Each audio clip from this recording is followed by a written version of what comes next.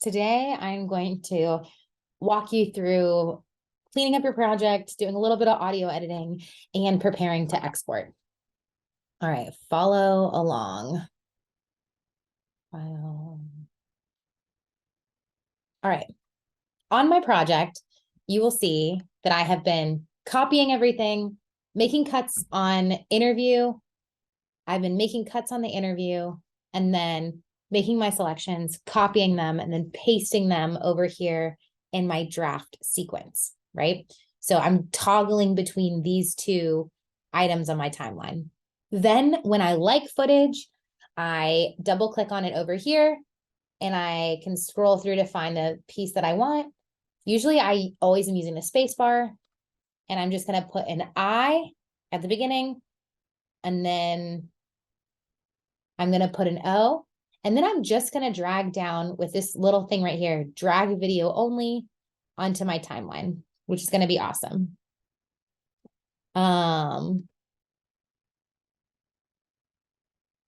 Okay, so that's how I'm adding B-roll, and I want the B-roll to be on top. So the B-roll is all in V2.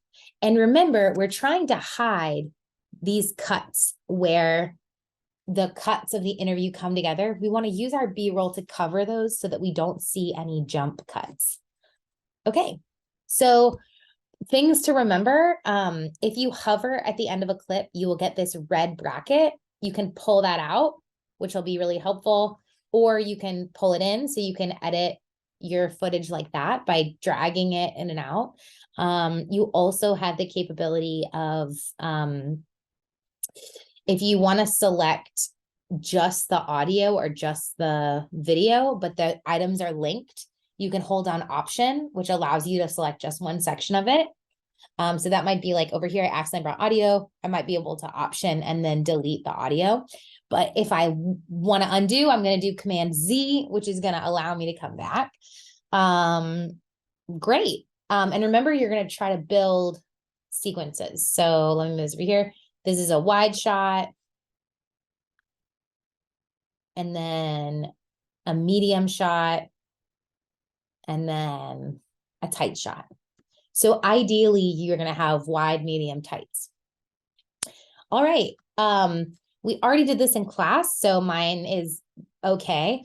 But you're going to listen to your audio, and I'm zooming out and I'm selecting my whole audio, and I'm going to listen to it to see about how good I am on my audio.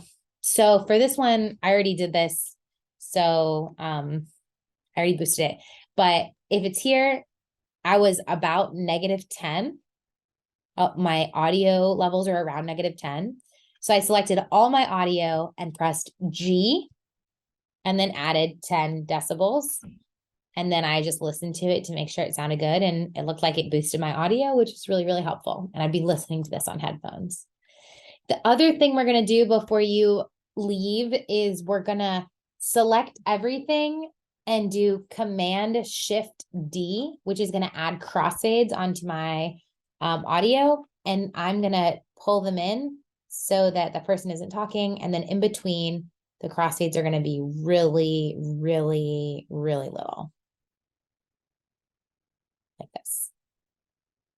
So I'm basically just going to scroll through my piece, and all my crossfades, I'm going to make them really small because I just want them to cover the cuts. So I'm hovering at the end of the crossfade and pulling it in.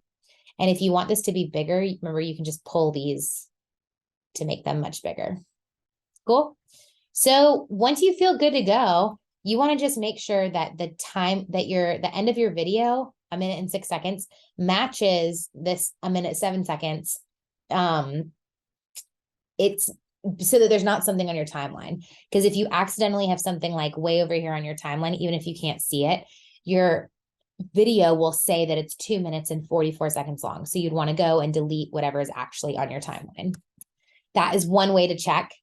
And then we're going to prepare to export our videos. And so over here, I'm going to make sure that my bottom right-hand quadrant is selected.